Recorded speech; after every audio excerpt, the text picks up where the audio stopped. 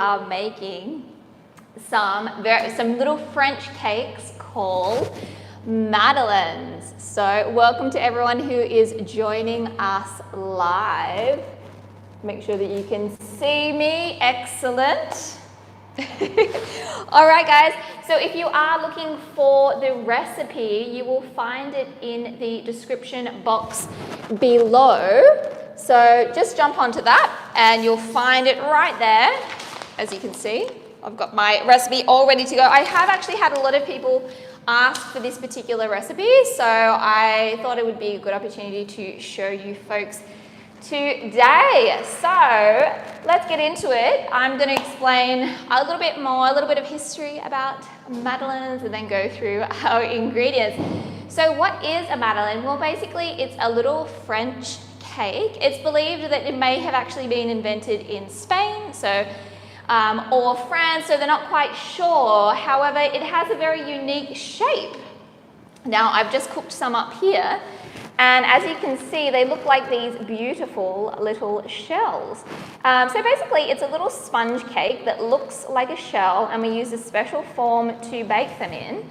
And it's thought that the reason that they are shells is because of a pilgrimage from France to Santiago in Spain, and the pilgrims would wear around their necks shells, and so that's where the shape comes into play. It also became very famous in the 1920s after a book.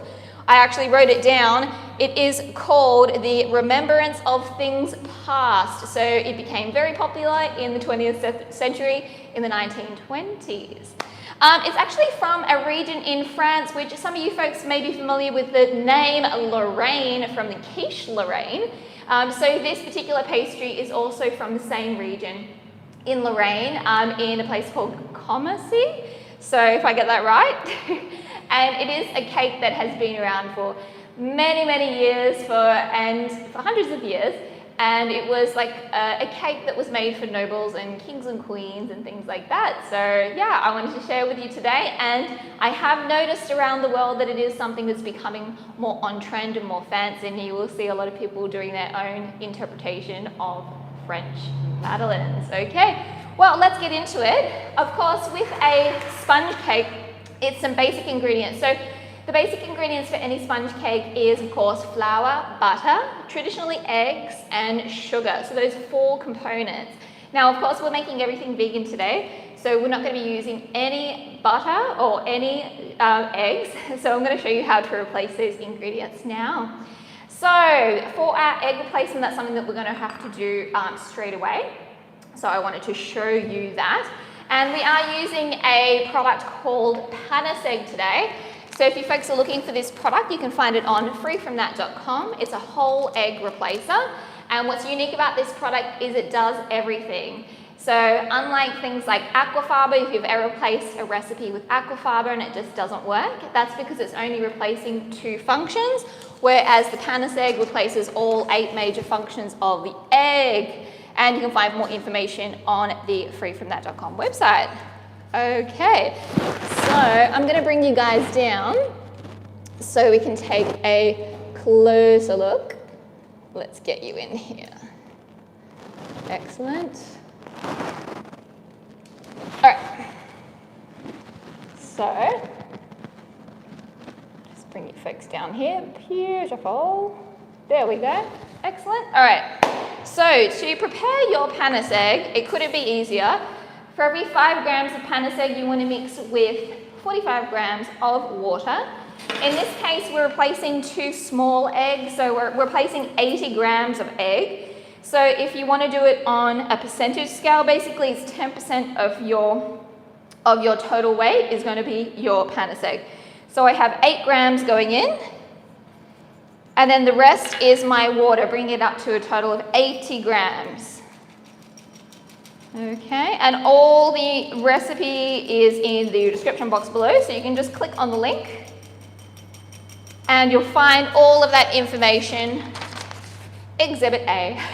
So it's all in there for you, so you don't worry if you forget.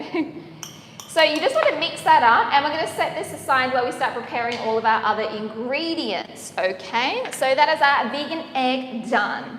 Alrighty. The next thing that we're going to be doing is, so with French Madeleines, there's a couple of traditional flavors. Now in your recipe, which I have linked for you, we have the most traditional, which is with the vanilla. So vanilla bean, I don't know where you are in the world, but vanilla bean is super expensive here in Greece. Come down to say hello. So I'm actually using some of the other traditional flavors that are used, which is lemon. And of course, because we're in the Mediterranean, we love that, lemon.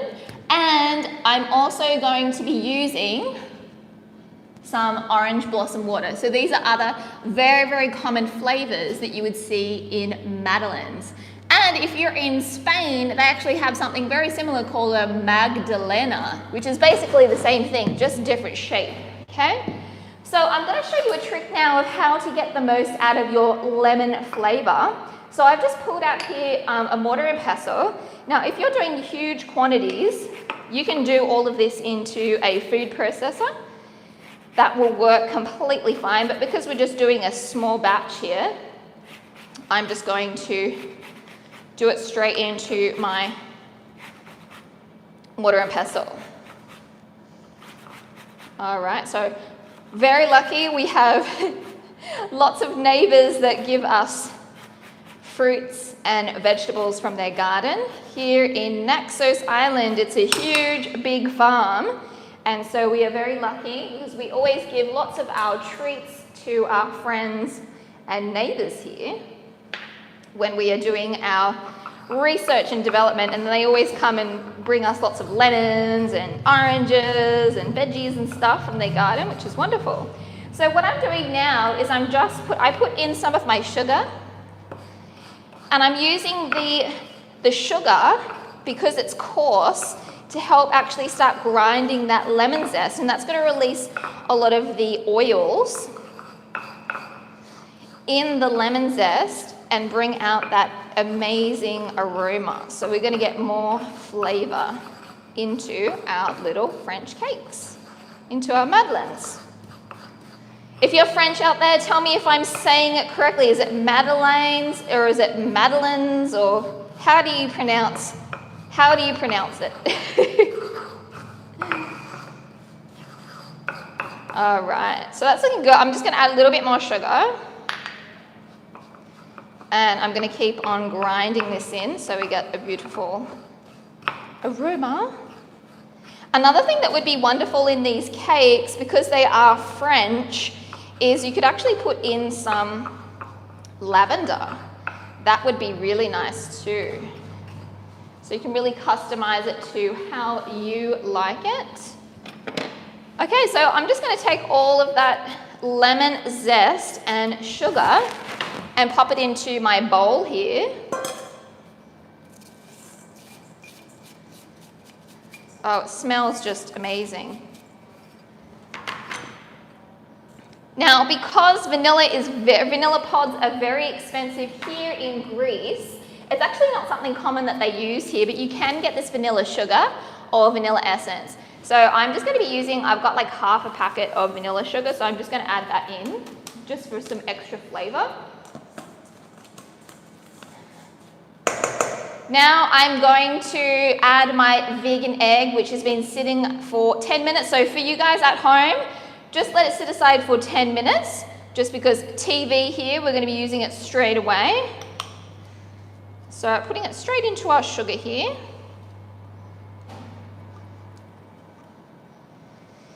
And just talking a little bit more about vegan egg replacements while I'm whisking away here all of our sugar and egg together. Well, we talked a little bit about aquafaba and why it often doesn't work in veganizing recipes, because it only replaces the two functions, especially in sponge cakes which require a lot of fat. So when I'm talking about a lot of fat, that means that it might have a lot of oil or it might have a lot of sugar in the recipe as a ratio. If you're using an egg replacer which doesn't have many functions, your cake is going to fall apart. And it's very difficult to make a vegan cake which is very, very delicate and very buttery, yeah? So think of things like pound cakes and stuff like that. Very, very difficult to make good pound style cakes, or cakes which have a high ratio of butter in them. So yeah, with I would call it a conventional egg replacer, like an aquafaba, or like, what's another one? Flaxseed, or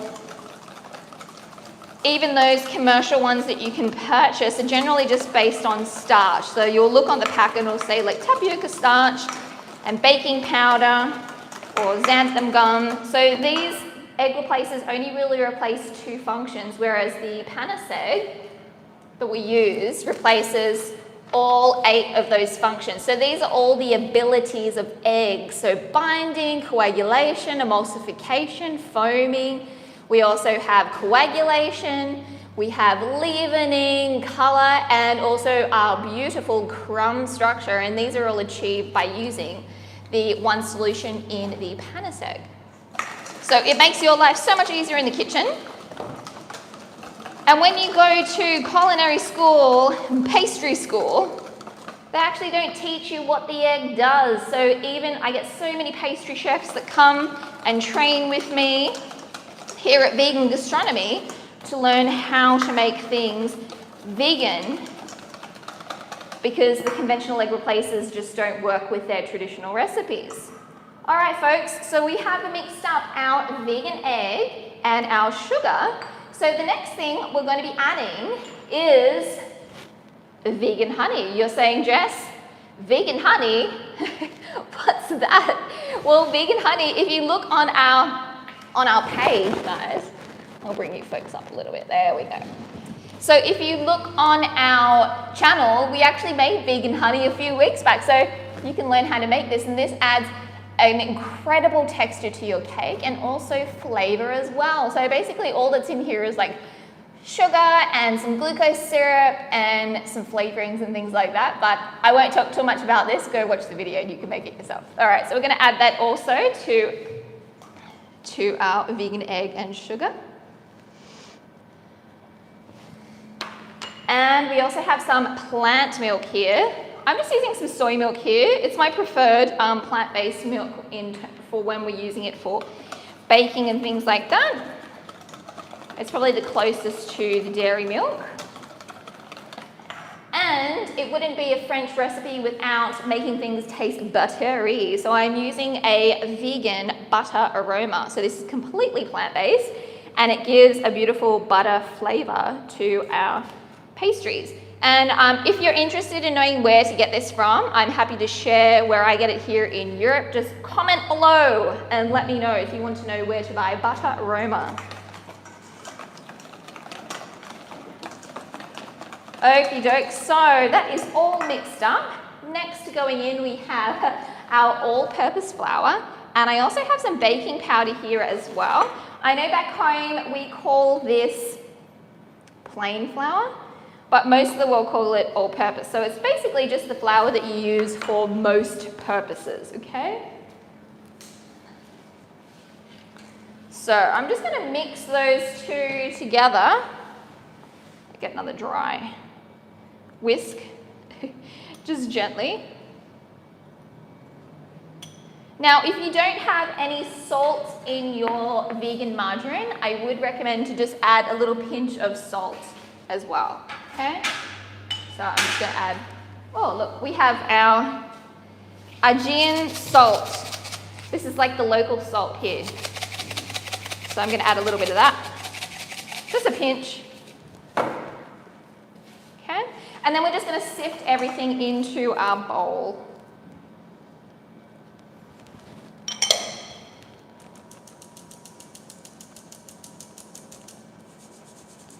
Excellent. So that's all in. Now we just want to mix it until everything just starts to come together. We don't want to overmix it. Don't worry if there's a little bit of lumps in there.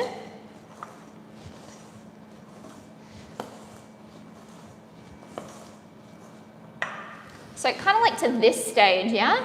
And then we're going to add our vegan butter. So as I did mention, this is a recipe which calls for a lot of butter. So it's actually equal parts butter to flour. So it is so important that you use a really good egg replacer like the panis egg. Now I'm going to just mix this in, just folding it through.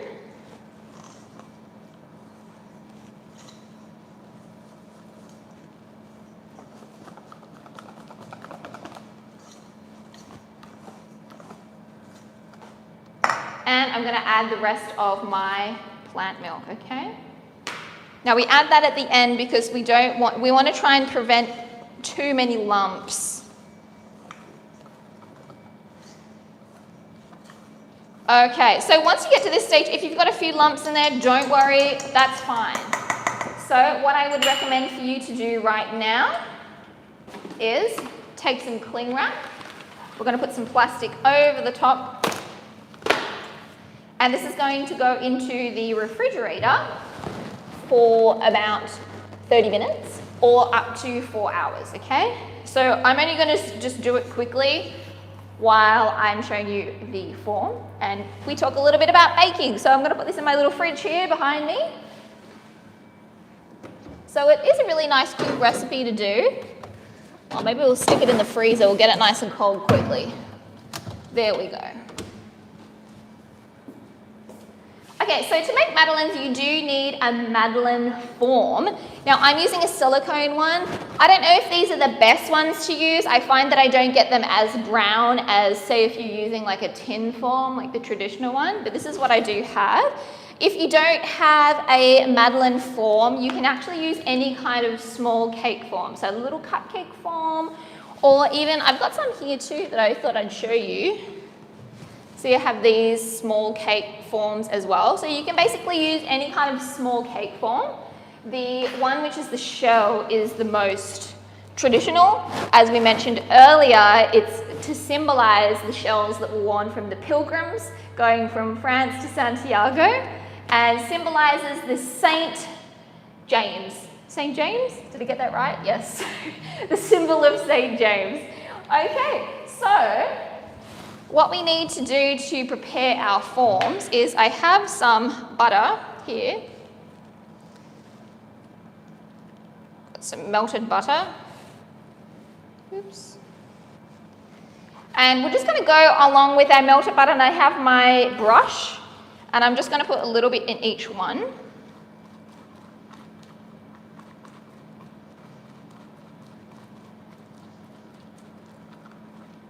Now, I'm just going to get a little bit of, let's get some paper.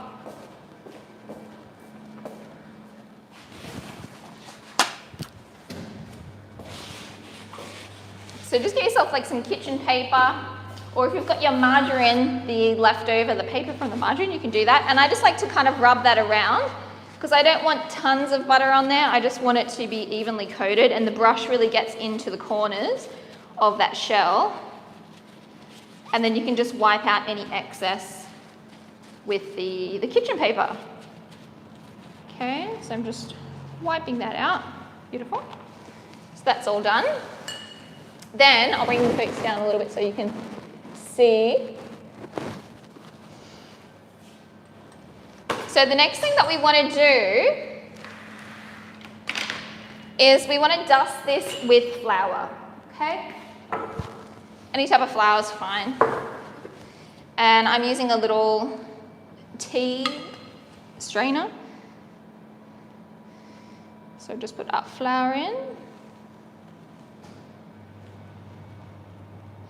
I think today is a little bit of a French themed day because I am currently updating some new curriculum for our baking course, and we are making French baguettes. So we're making French baguettes in the kitchen today, as well as these madeleines.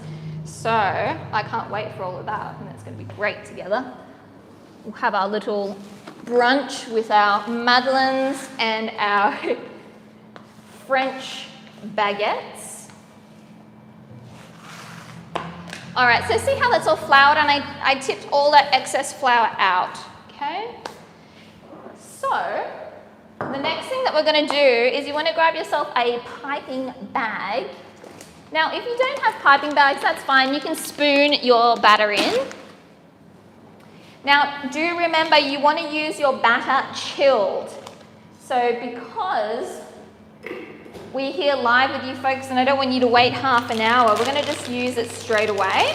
Now, what you want to do is make sure that your oven is preheated to 200 degrees Celsius. And then we're going to pop this in and then reduce the temperature down to 170 degrees. Okay? So I'm just taking my batter back out. We'll pretend that it's been resting for 30 minutes. So after you've rested your batter for 30 minutes, you want to just give it one last little mix, just to get out any of those extra air bubbles, okay? Now I'm just going to get a little container here just to help, or you can phone a friend to hold the piping bag for you. Ask for a helping hand. All right, so we're going to get our batter in here.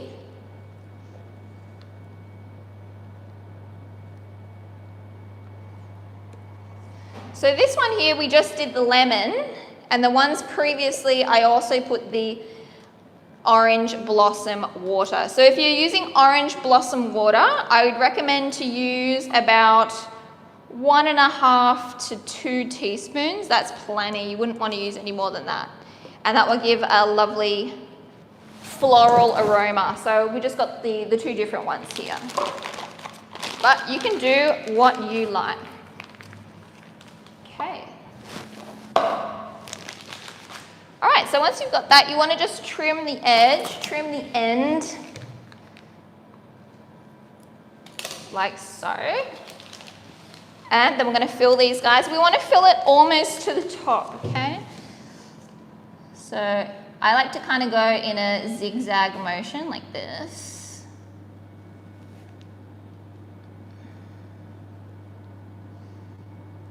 Okay.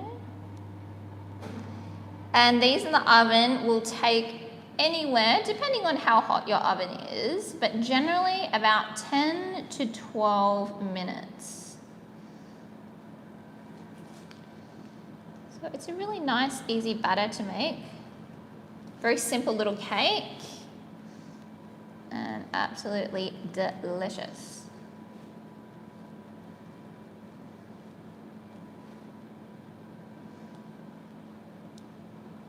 Okay, so that's all filled up now. Now you want to grab yourself a tray that it can fit on. And I always like to give it a little bit of a tap underneath, just to make sure that there's no big air bubbles. Okay. All right, so I'm going to pop this into my oven right now and reduce the temperature down from the 200 to 170. And set a timer for about 10 minutes, and then we are going to check. All right, so let's get these babies going in. And there's no fan on the oven, it's just a bake setting. Or if you're using a gas oven, it's gas mark 5, I believe. And for Fahrenheit, my Americans, please let us all know in the comments section below. All right, so we've got 10 minutes set on there. Beautiful. All right, so I have these ones that I made earlier, folks. Don't they look so cute? And as I mentioned, if you are using the metal forms, they do come out a bit darker. So these ones are a little bit lighter because of that. So next thing, so just a couple of ways, like these days, as I was mentioning before, Madeleines have become a little bit of a trend now. I know macarons have just blown up everywhere, all around the world. And I believe that this is going to be the next biggest thing. So the most classic way of serving them is with icing sugar. But I have seen people dip these in chocolate or even use colored chocolate. So you can actually color white vegan chocolate with special colors. And then they dip them in or dip the sides and put sprinkles or nuts. So you can really go to town and do lots of different things. So I'm just putting some icing sugar on top, confectioner's sugar. Okay.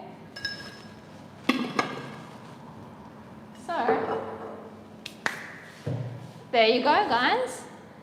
Little French Madeleines, little French cakes. How about we break into one and we can have a look at the crumb inside. It's super, super moist.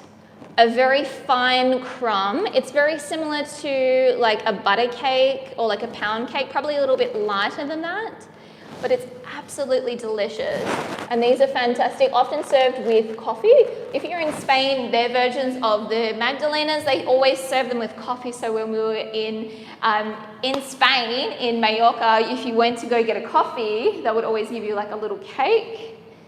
And in France, it's the same thing. So I'm going to give this one a try. Oh, it just melts in your mouth. And using that butter aroma, you can't tell the difference. It tastes like a beautiful buttery cake.